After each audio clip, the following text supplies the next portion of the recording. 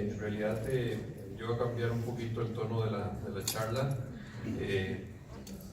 pero vamos a comentar sobre cuestiones nuevas que hay relacionadas en el último año y principios de este año con respecto a estos ojos grandes y pequeños que son interesantes. Como sabemos, esto ya ahora de hace unos 20 años lo comentó, el número de porcentaje de ojos muy grandes y pequeños es relativamente pequeño de los FACOs que hacemos. En ojos grandes ocupa un poquito más de un 15% y los ojos pequeños menos de un 10%. De estos ojos pequeños que vemos que es menos de un 10%, la mayoría de ellos tienen en realidad un segmento anterior relativamente normal, aunque pensamos que es anormal porque la cámara anterior, la cámara anterior usualmente es muy pequeña, pero el tamaño del cristalino es grande. Entonces el conjunto de esta cámara anterior con el cristalino hace que todo el segmento anterior sea relativamente normal, pero nos dificulta la cirugía por la cámara anterior pequeña. ¿Cómo clasificar estos ojos pequeños? Sabemos que los ojos cortos van a ser aquellos menores de 22 milímetros. El microoftalmos, dependiendo quién lo clasifique, los clasifican en aquellos menores de 20 o 20.5 milímetros. Vamos a tener aquellos que relativamente la parte más pequeña sea la anterior, aquellos que la parte posterior sea la de menor tamaño, y los nanoftalmos, aquellos menores de 17 milímetros. Aquellos que tienen la parte anterior más pequeña van a tener todos los riesgos de complicaciones del segmento anterior, con problemas de córnea, nistagmus, sinequias y todos los problemas de glaucoma, y los del segmento posterior, pues todas las complicaciones del segmento posterior. Entonces sabemos que son ojos que van a tener mucho más riesgo de complicaciones, y lo que hablamos del segmento anterior, pues que vamos a tener el problema a la hora de la cirugía. Pero más del problema de los riesgos de cirugía, vamos a hablar del problema con respecto a la biometría del cálculo de lente intraocular. Sabemos que la mayoría de los pacientes que vamos a operar de ojos pequeños y ojos grandes, no importa cuál fórmula utilicemos, inclusive de las últimas generaciones, vamos a tener problemas con los resultados, con el resultado final a nivel del mean absolute error o del median absolute error, que dependiendo los diferentes estudios, el número de casos que tengamos, que tanto se alejen en cuanto a la longitud axil, sea muy grande, muy pequeña, se van a disparar en el resultado erróneo. Y esto es debido a múltiples razones, las cuales ya conocemos, que son principalmente el efecto de fallar en la posición efectiva del lente en ojos pequeños y el problema de longitudes axiles muy grandes en el caso de ojos grandes. Sabemos que tenemos las correcciones de Wang y Koch y las últimas correcciones de Wang y Koch para los ojos miopes grandes, y las fórmulas de cuarta generación, donde se ponen mucho más variables para la posición efectiva del lente.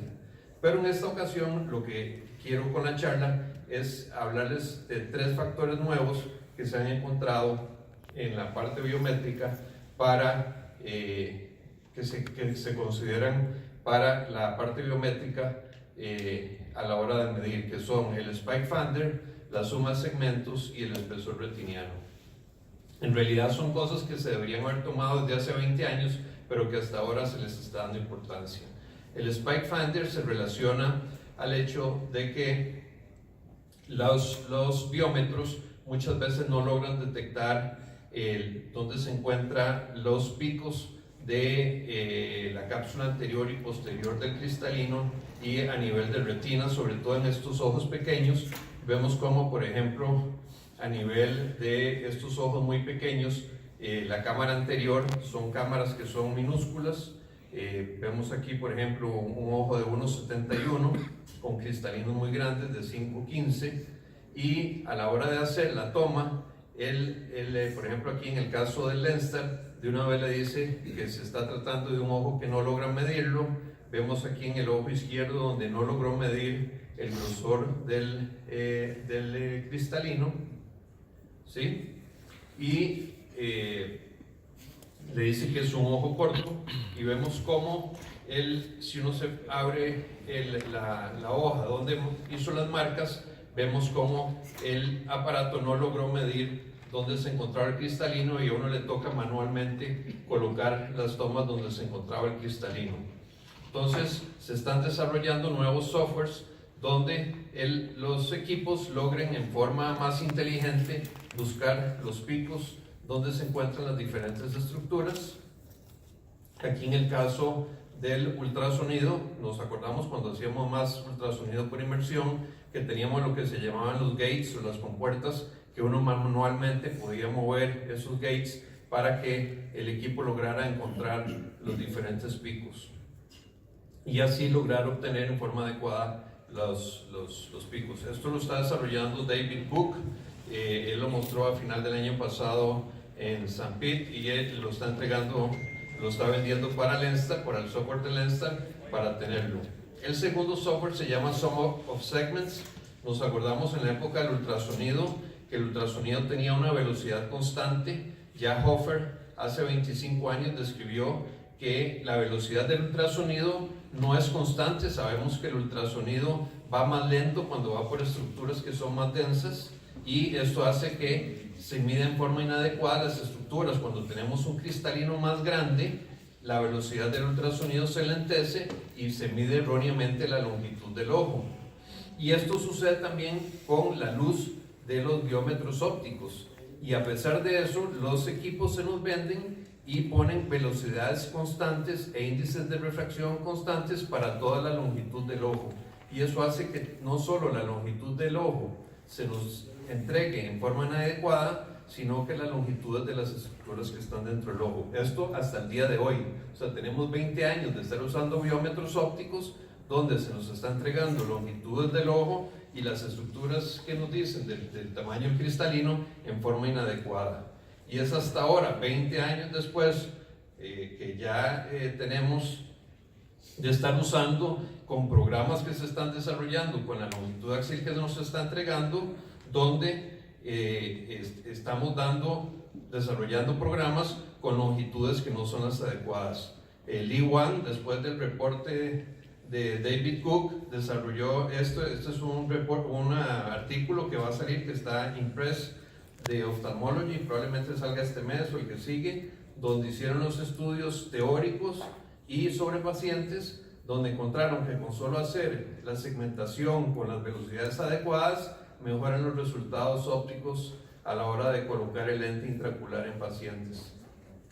Pueden haber cambios hasta de 1 dioptría en el poder del lente intraocular, sobre todo en ojos pequeños, y encontraron que las longitudes axiales haciendo segmentación son mayores en ojos pequeños y menores en ojos grandes, y que eso es típicamente lo que se encuentra que en ojos miopes, que los resultados son miópicos en ojos pequeños e hipermetrópicos en ojos grandes, que es lo que vemos. O sea, normalmente, como ustedes saben, los ojos miopes quedan hipermétropes y los hipermétropes quedan miopes, y esto es un error que las compañías nos están vendiendo biómetros con este error, ellos sabiéndolo desde hace 20 años, sin corregirlo.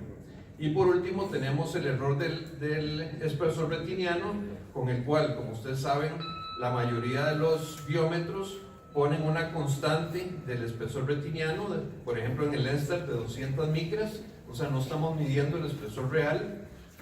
Cuando pasamos de ultrasonido al biómetro óptico, las fórmulas llegaban hasta la membrana limitante interna. Y las fórmulas se desarrollaron hasta la membrana limitante interna. Cuando vinieron los biómetros ópticos, medimos hasta la membrana Bruch. Entonces, para poder usar estas fórmulas, los biómetros ópticos dijeron, ok, medimos hasta la membrana Bruch, quitémosle 200 micras y usamos esas fórmulas. ¿Sí? Entonces empezamos a usar las fórmulas así. Después dijeron, bueno, los ojos miopes tienen retinas más delgadas y los hipermétropes tienen retinas más gruesas. Entonces pongamos un homograma para llegar a la membrana Bruch y restar eso. Pero eso no es lo adecuado porque no estamos realmente midiendo el espesor de retina. Ahora que ya existen los OCTs, entonces midamos adecuado el espesor de retina y empecemos a usar lo que realmente mide y a usar las fórmulas en formas adecuadas. Entonces, ahora van a venir programas donde con OCT logremos medir el espesor retiniano y tener mejor resultado. Entonces, nos va a tocar probablemente actualizar las constantes AS para poder introducir todos estos 3 factores nuevos. Entonces, saber que con el tiempo vamos a mejorar el cálculo de los lentes con estos 3 nuevos factores. Los que compren o vayan a comprar nuevos biómetros tienen que pedir que traigan estos 3 nuevos factores.